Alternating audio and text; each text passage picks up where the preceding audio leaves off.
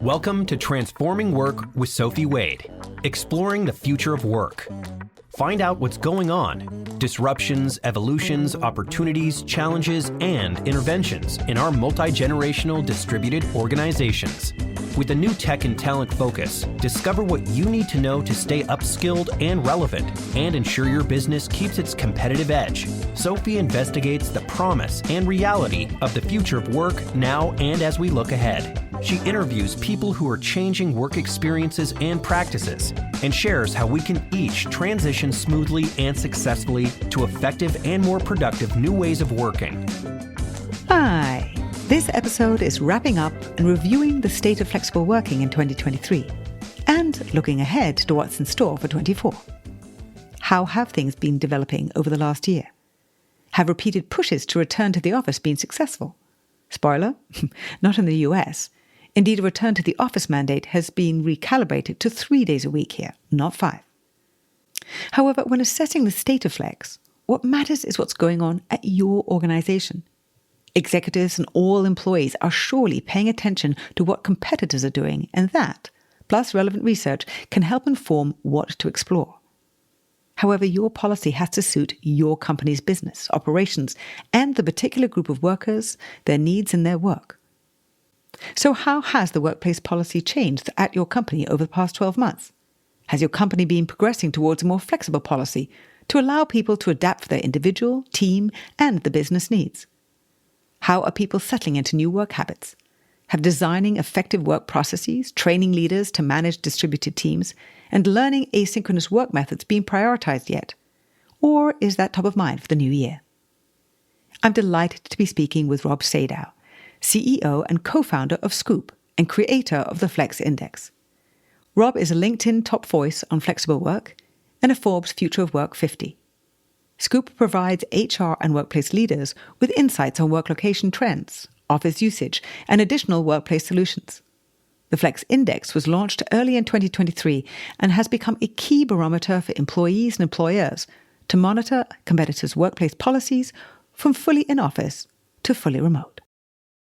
Hi, Rob. How are you? I'm great. Thank you for having me. It's great to see you. As listeners know, I started at the beginning, and you went straight into consulting out of college. What did you study, and why consulting first? So I went to Wharton for undergrad. I studied business stuff. So I would say I studied two things in particular. I did management and theory of management, and then I studied legal studies and business ethics. And consulting was just really interesting to me for a number of reasons. One, you just got exposure, at least the way I understood it in college, right before I joined. But you get exposure to some of the biggest companies in the world, to phenomenal executives who are thinking about key questions related to strategy and the future. And it felt like the best possible crash course in how do you learn and think about business. And everyone that I knew who was older than me and had gone into a couple of these different firms were like, yeah, it was this amazing training ground and I stayed there, or I went and started my own company. And it just felt like a really good place to start. Some people get out quite early from consulting. They do just a couple of years, or they stay for a very long time and they become consultants, and actually moving into operating positions is harder. You left Bain after 6 years. What generated that move? And that was actually when you went straight to start Scoop. What happened? So I loved consulting. Some people feel differently about it. Some people love their experience. Some people don't, I loved it. I had a great time. I really enjoyed the New York office where I started out. I had great relationships there. A lot of people, as you mentioned, would go 2 years or 3 years back to business school and then maybe back. I didn't really have much of an interest in going to business school. I was enjoying my life in New York. I went to business undergrad. I was like, I could just keep doing this for a while. Right. In fact, even when I got to 5 years, 6 years, and I was part of the leadership team in New York and then transferred to San Francisco, I was still pretty happy with Bain and having fun with it. And there are a couple of things that kind of changed for me. I moved out to San Francisco from New York the very end of 2013. And the reason why I did it was actually because my brother was living out in San Francisco. And I thought it would be nice to go spend a year or two out there with every intention of coming back to New York afterward, which obviously happened eventually, but maybe not on the time horizon that I originally had thought it would happen. Right. And when I went out there, a couple of things changed for me. One, I just didn't have the same depth of relationships. And the San Francisco office was great, but it's a little bit like starting over, in terms of like moving office to office. Right. The other is, while I really enjoyed the work, I felt like I wasn't learning at the same rate. It wasn't quite as new to me, kind of project to project. Okay. And at the same time, my brother and I, as we talked about life and career and business and other things, started to get really excited about an idea that eventually would become Scoop, and felt like, well, why not take a shot? And worst comes to worst, it doesn't work. Maybe I crawl back to Bain and ask if they'll take me back humbly, or, if it goes really well, then fantastic. And that kind of, ultimately led for me to feel like, maybe it was the right time to step away. Okay. So it's your brother that helped you get launched. So 2015, you launched Scoop. Why then, and why Scoop? So Scoop was an entirely different business from 2015 to 2019. Totally different thing. So I grew up in Atlanta. My high school was 25 miles away from where I lived. So when I was 16, I would drive 25 miles.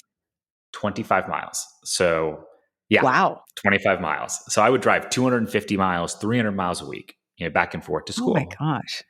Right? Your facial expression was effectively like my reaction to this. That's how I felt, It was exhausting, and it colors so many different things about your life, like what activities you can do, how you spend your time, what time you get up in the morning.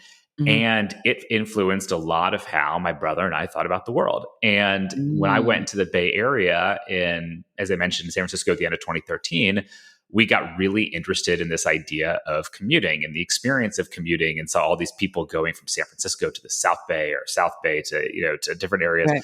And so we built software to enable employees to share trips back and forth to the office, effectively carpool back and forth. Okay. And we worked with large enterprises to bring it to their employee base, so some of the biggest companies in the world. We scaled that as a business into a pretty big business from 2015 to 2019. And then COVID happened, and everything kind of turned in a different direction. You've been recognizing and feeling the pain of the commute from a very personal perspective for a very long time. Got it. That's really interesting. Okay, so then COVID happens. A core portion are needing to commute. Correct. But some of the key customers that you had were no longer commuting. So you have some connectivity, understanding people's work-based schedules and flow, and switch that to understand how they're going to be managing their work. I can see there's a relationship between the two models. What was your thought process in flipping the model? Sure. We, as you described, have been very interested in the relationship between work and place for a really long time, right? Like we experienced, okay, well, what does it mean to commute? How does that impact what jobs you can access, what jobs you can keep? What does it do to your life? The sustainability impact of that was really, really important to us, and the idea of taking cars off the road and the impact that can have on the environment broadly. What was really interesting and what happened in 2020 is we started to realize when we were talking to customers that there is a chance that for some of them, their employees may never go back to the office full time. Right.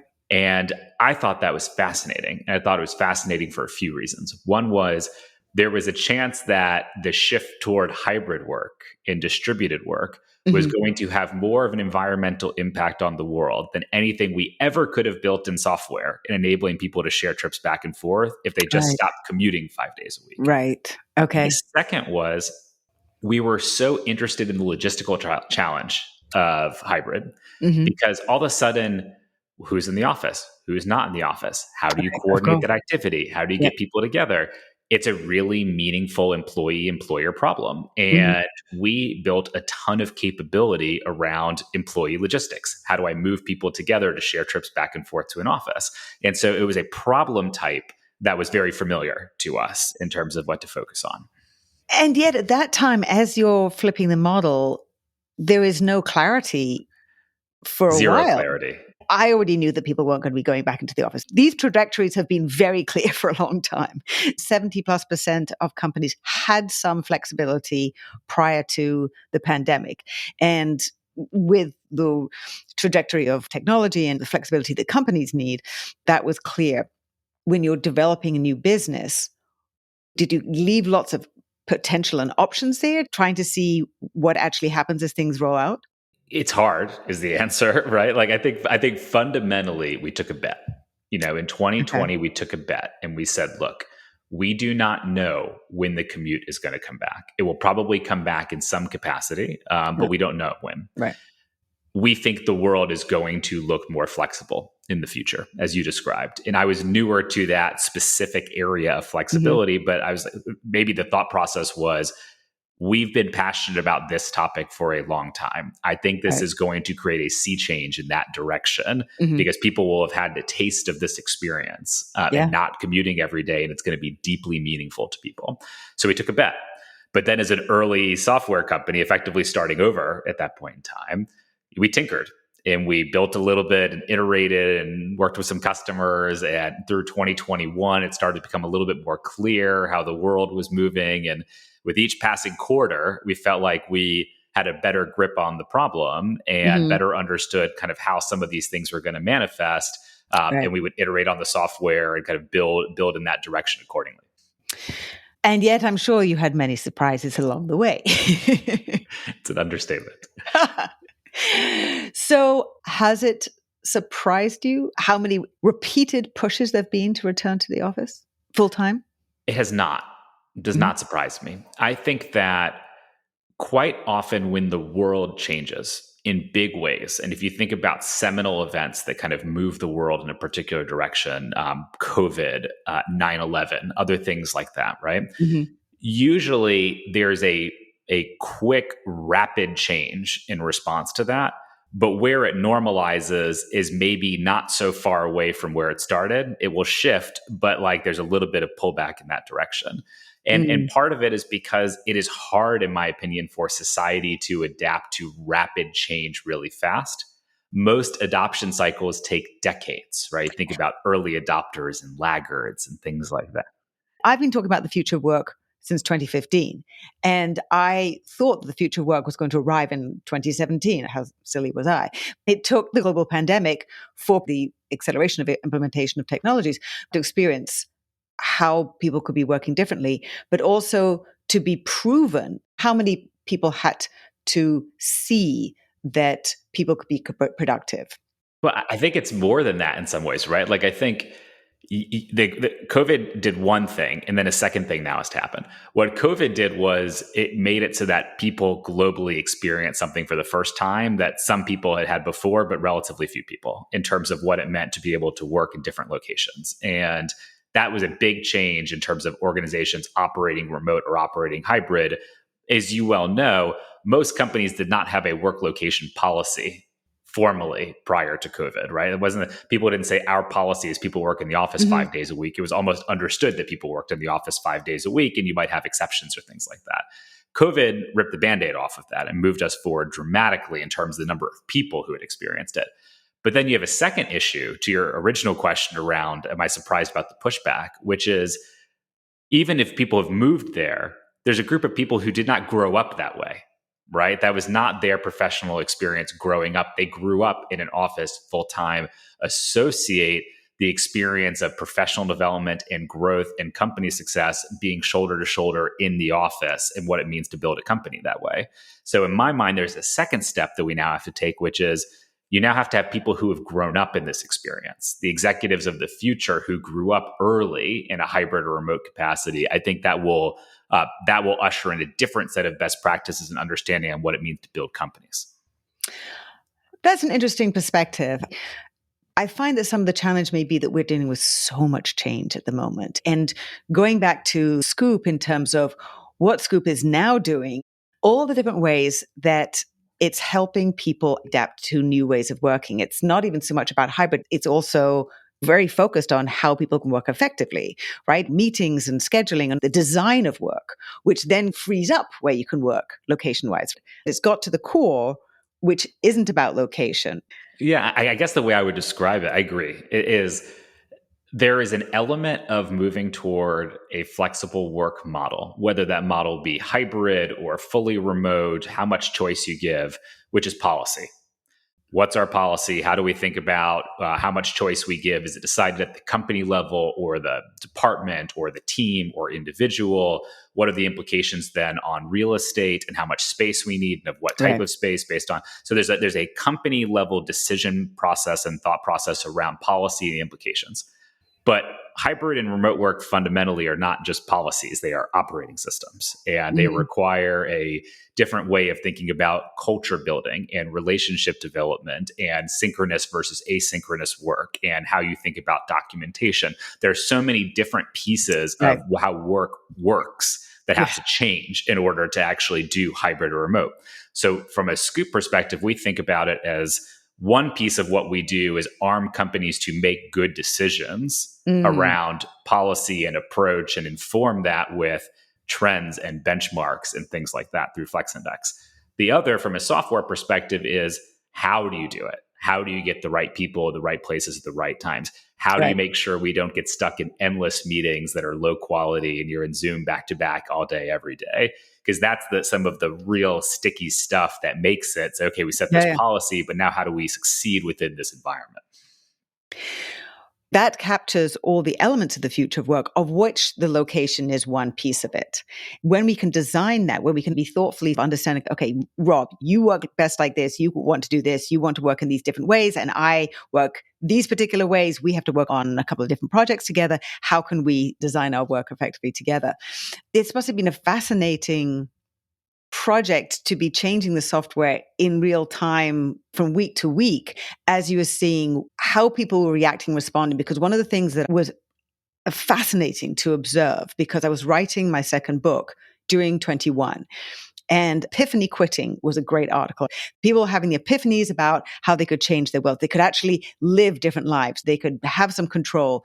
How many people were quitting because they could see a different way of setting things up. I'm sure you observed the same thing I did in terms of recognizing the sentiment that was changing in the employee base. Yeah, I did. I think that, look, I think that the pandemic was a really eye-opening event for people. There is a piece of it that's related to job, but I actually think the broader point that's more important, I think, for a lot of people, in my perspective, is the pandemic taught a lot of people that the things that you hoped were going to be available to you down the road may not be available to you. The vacation you thought you were going to take 6 months from now may not be possible. The dreams that you had in terms of things that might happen a few years from now. Life is more ephemeral, I think people realized as a result of COVID. That, I think, is what drove a different relationship in the beginning around how do you think about your life and work. Interesting. Yes. And that as a result, you say, look, I'm not just going to spend hours and hours clocking in and commuting to do it because I used to do it. Like, my time is valuable and I've seen a different way around this. And I think in some ways, particularly in the US, which is so obsessed with the idea of freedom and what does it mean to be free, you know? Right. I think in some ways flexibility is a new frontier of freedom and the way people think about how and where they spend their time. But it comes from a very visceral experience, you know, during COVID in terms of life and death. And I think it's actually really important in the way it's changed the psychology of how people think about life and work. As you're sensing what's going on in people's heads and how their mindset is changing, I'm leading up to when you launched the Flex report at the beginning of this year, February 23. Obviously, that was generated based on interest from employees to be seeking understanding about who's offering the policies that I want. And I'm curious also over time as to how many more employers are now going, hey, we want to be included in this because we know that that's the way to get more employees. But let's start with employees in terms of the stimulus for launching something which has, I believe, taken a huge amount of your time, but is obviously symbiotic with Scoop. Yeah. So it was, I wish I had this story that was like, we had this epiphany one day and, you know, but it actually is a really good story. It's just more of like a self-deprecating and almost like embarrassing story. So, okay. I love that too. Yeah. So the way that it happened was, you know, we were doing all the things that we've talked about. We were thinking about how the world is changing, building software, getting feedback. And we ran into a blocker that maybe should have been a very obvious blocker beforehand, but like we hadn't thought about it.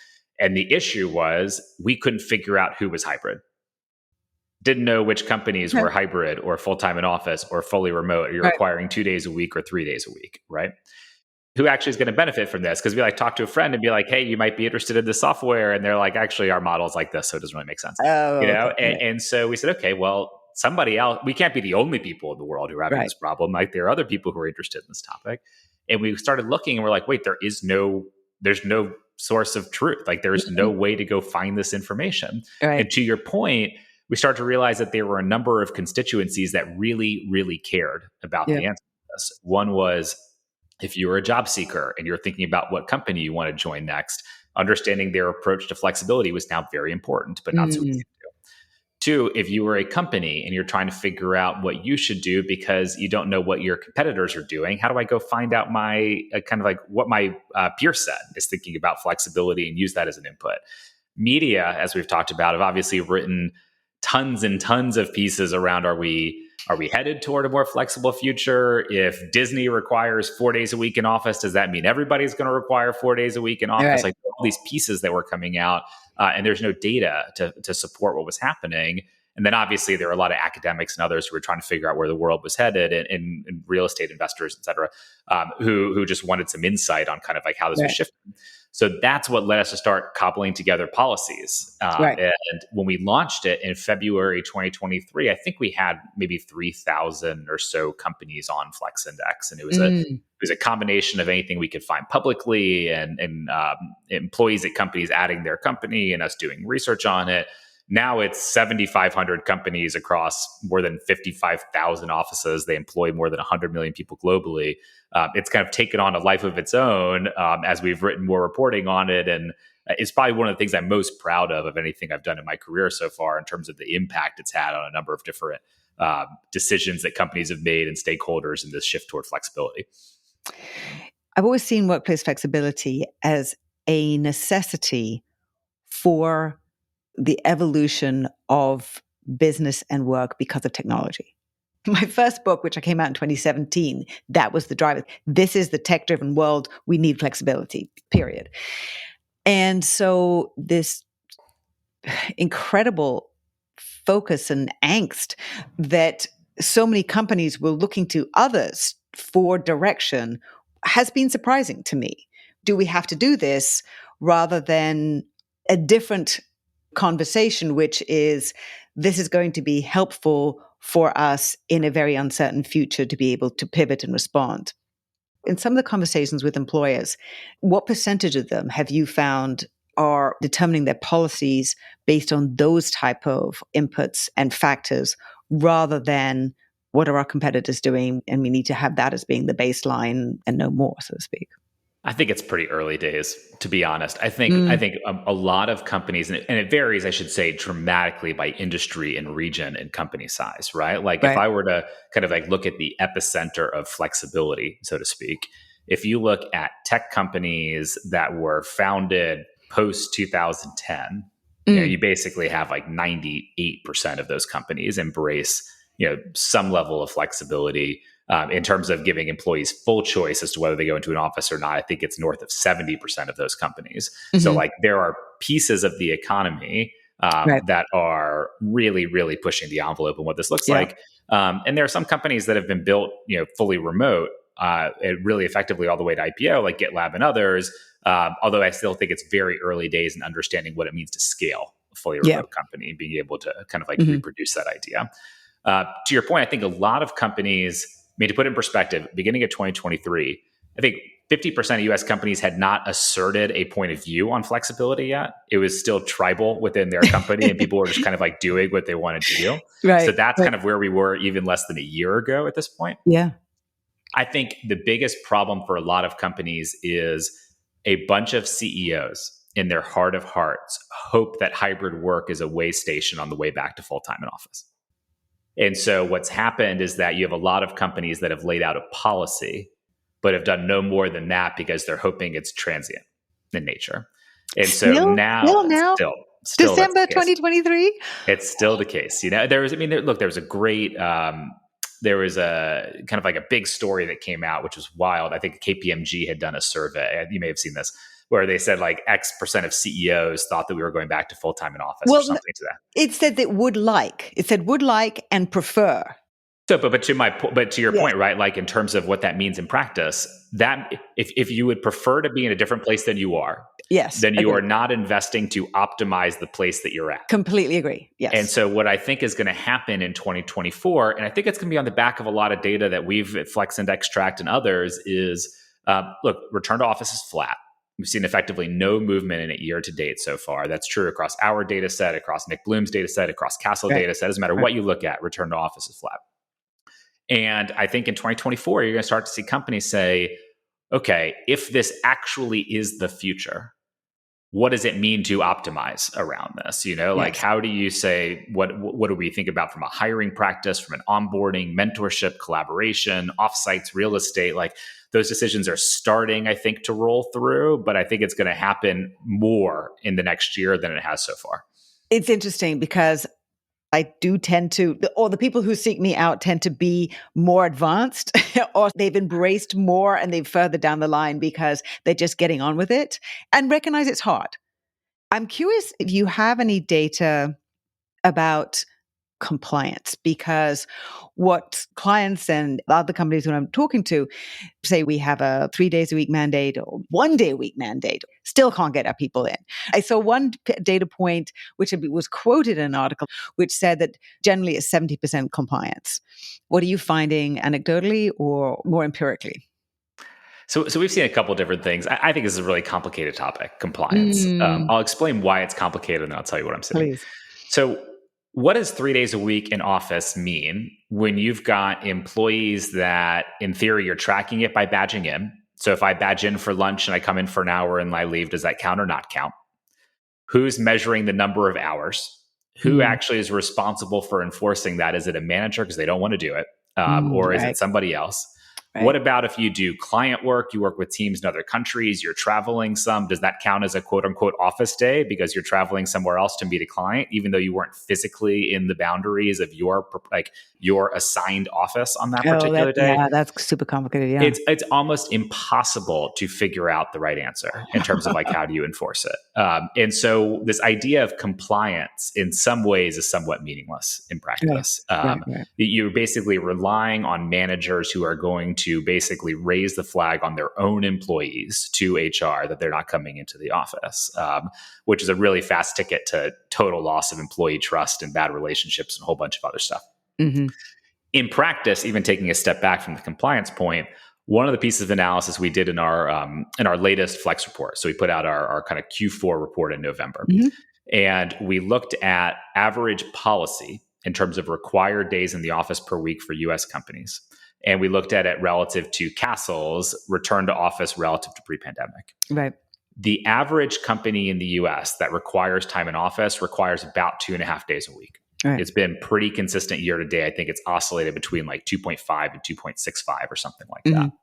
So while we all know that prior to the pandemic, people weren't actually in the office always 5 days a week, right? It was 65%, right? Something like that, right? In reality, policy, quote unquote, was effectively 5 days a week. You were supposed to be in the office full time. Right. Now you're supposed to be in the office half the time. And so you've had about basically a 50% drop in theoretical required office time relative to where it was. Castle's return to office barometer shows that we're at 50% of pre-pandemic occupancy. And so if you look at these and you chart them together, these lines have effectively moved in concert. The average policy is what average occupancy is. And so long story short, I think compliance is a bit of a red herring. I think everybody anecdotally can point to, hey, this person is supposed to be in and they're not, or we wish these things were happening. But in reality, it's complicated. If companies don't require people to be in the office 5 days a week, they're not going to see big jumps in kind of like office utilization. Thank you for highlighting that about the challenge of compliance, which makes these 3 day a week mandates extraordinarily hard to enforce or police. I remember talking to HubSpot way before the pandemic, and I was talking to one of their sales leaders about remote working and all these different things that they were doing to connect people who were on the road most of the time. Most of the folks were not actually ever in the office. So sales folks have been dealing with this for a long time. Yeah, the best companies in the world that are really, really good at this are not focused on linking office attendance to performance reviews. They're thinking about, how do I motivate employees to want to come into the office? And how do I think about whether or not when we bring people into the office, they are doing things that at the end of the day, if I were to theoretically survey all of my employees and say, was that a good use of time to be in the office? How do I get as close to 100% of people who came in to say that actually was very valuable for me? Right. And that's much more about who else is in the office that day? What activities did I do? I didn't come into the office and spend the day on Zoom and ask myself, why couldn't I have just done this from home?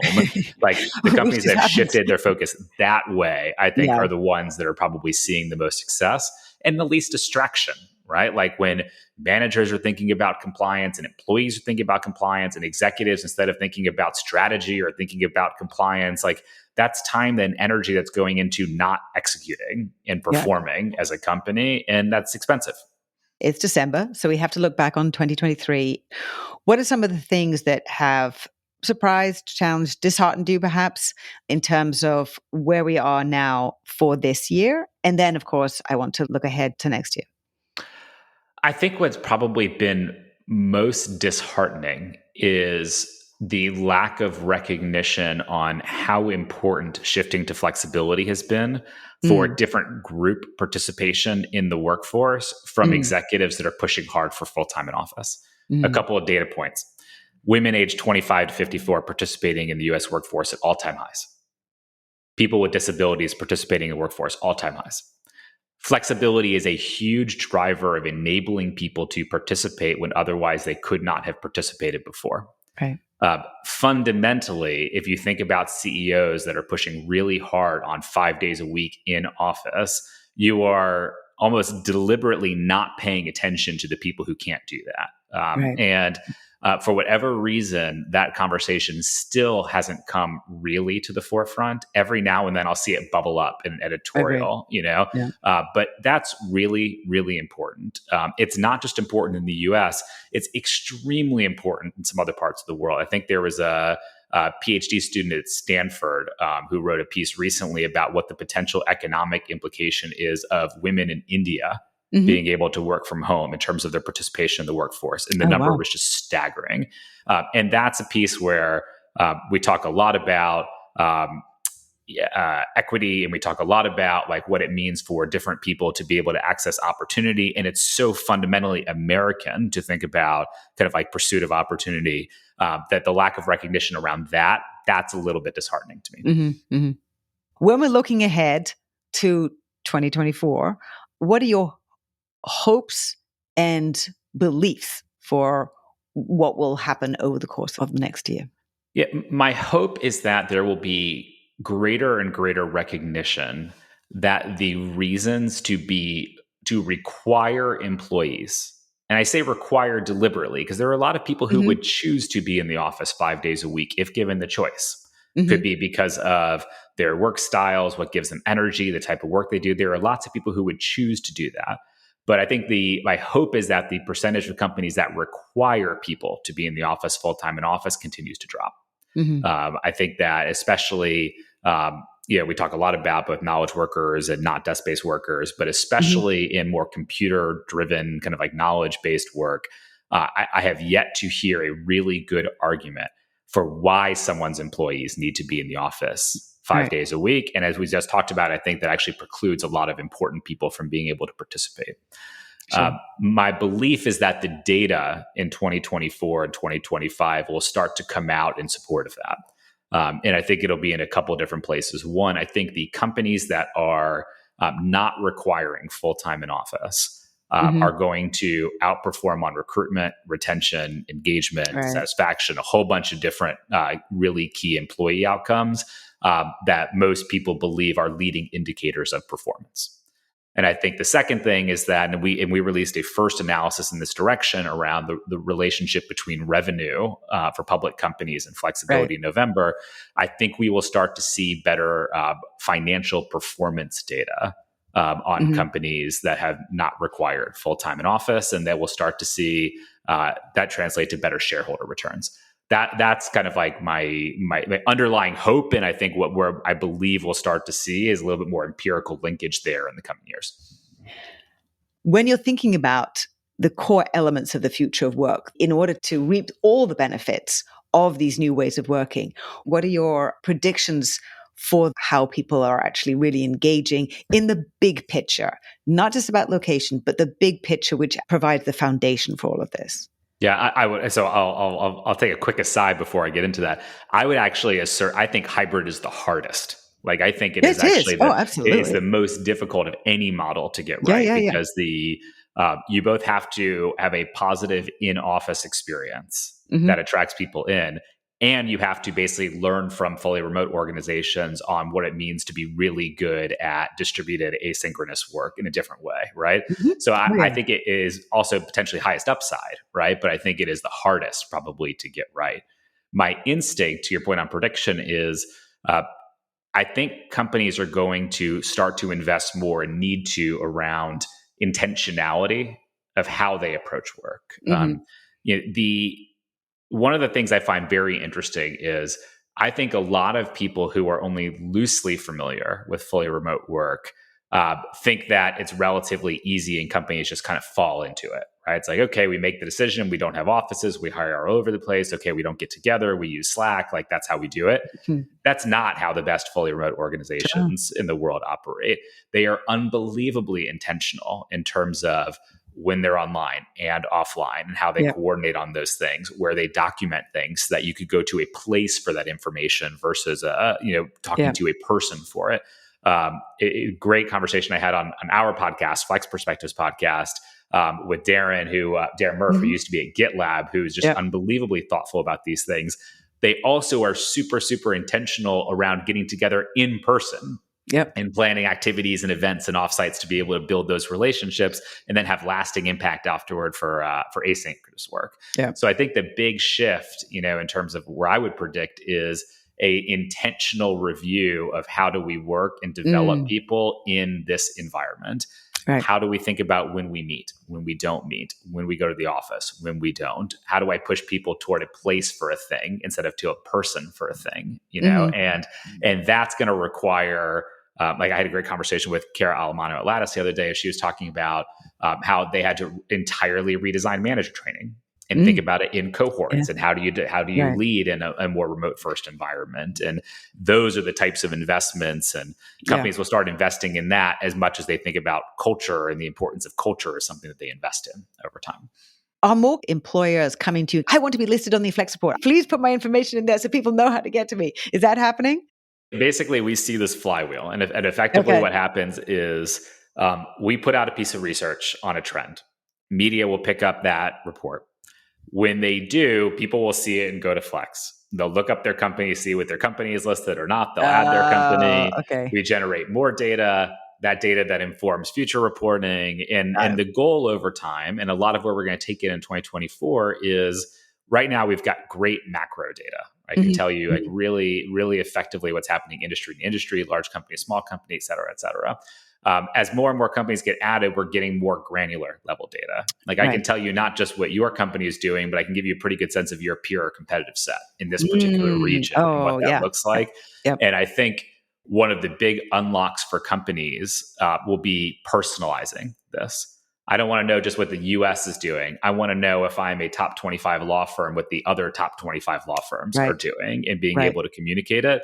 To your point, that's not the only part of the answer, right? You then have to Yep. look inwardly at your practices and how Sure, you sure, do sure. it.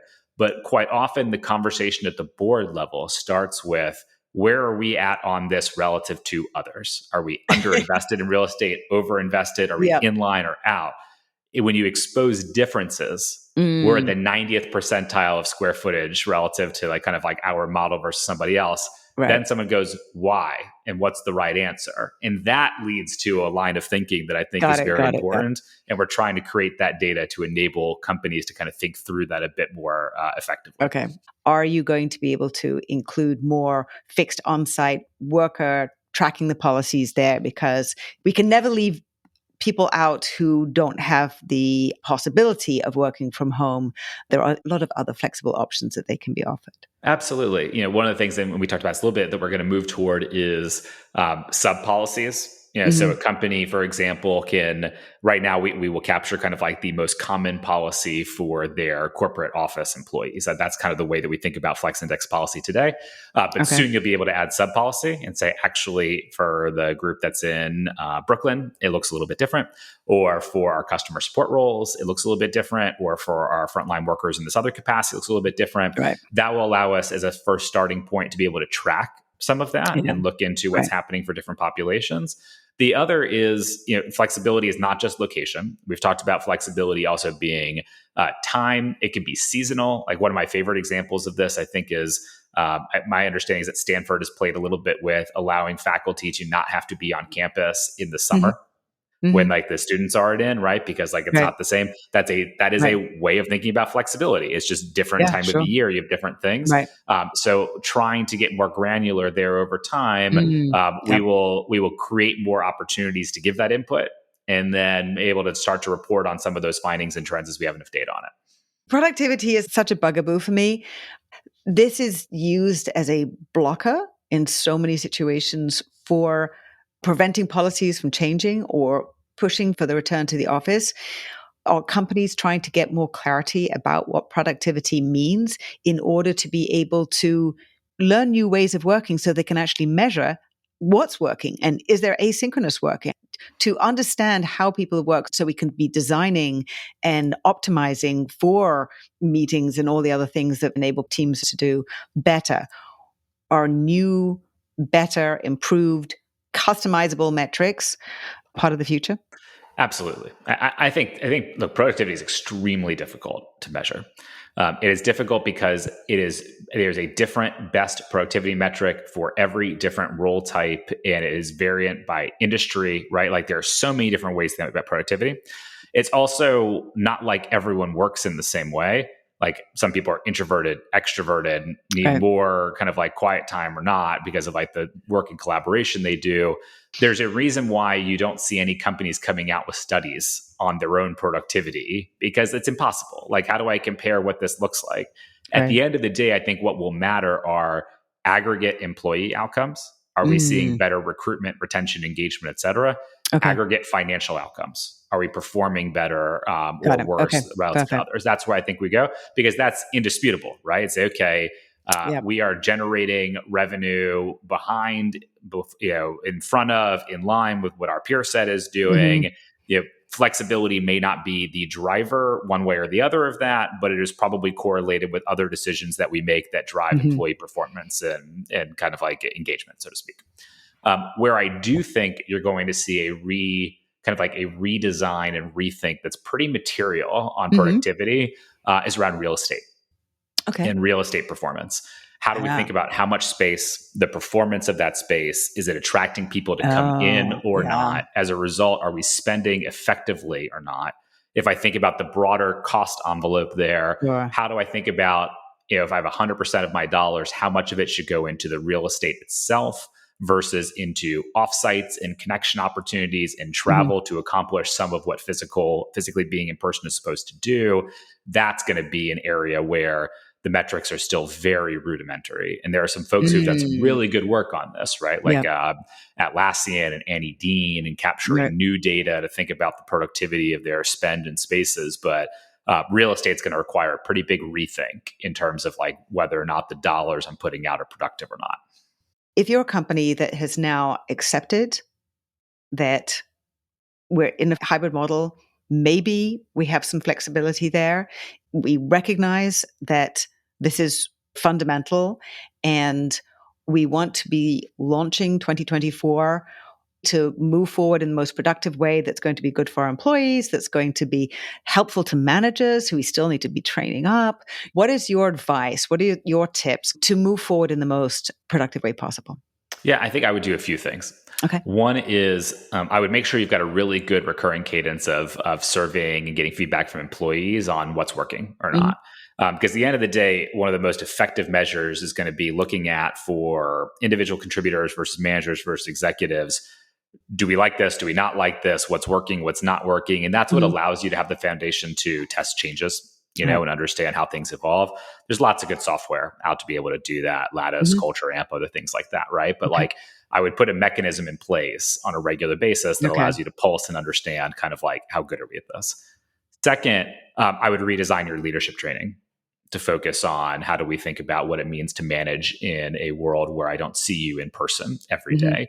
What does it mean to manage to outcomes? How do I think about having the right conversations and one-on-one around projects and performance or being on track and not? How do I have professional development conversations when I'm remote? Like that's a different kind of like training set, if you will, relative.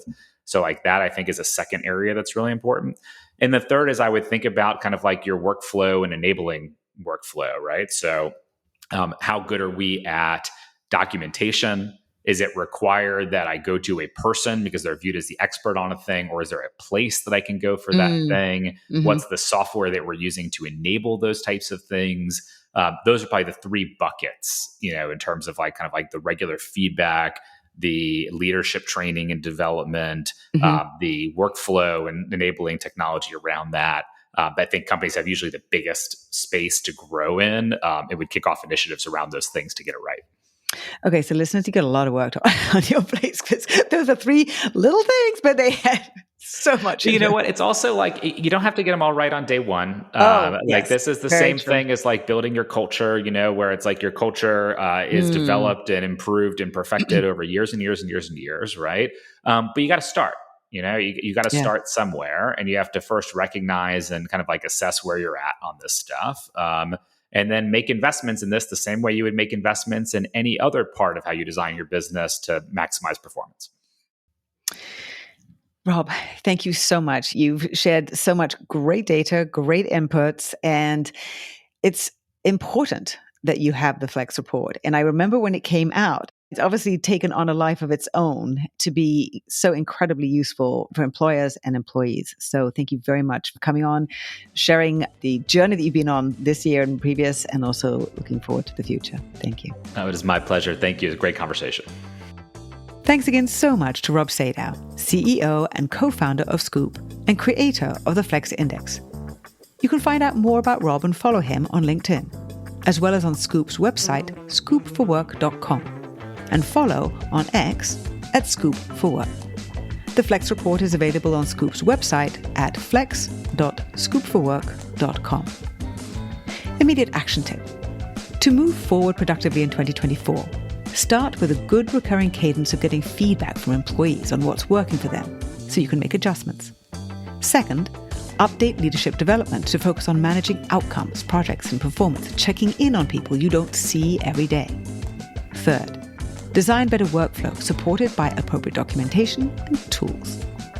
Looking ahead to 2024, leading with empathy to nurture high-performing distributed teams is going to be essential. To find out how to integrate empathy into business practices and throughout your organization, check out my second book, Empathy Works, the key to competitive advantage in the new era of work.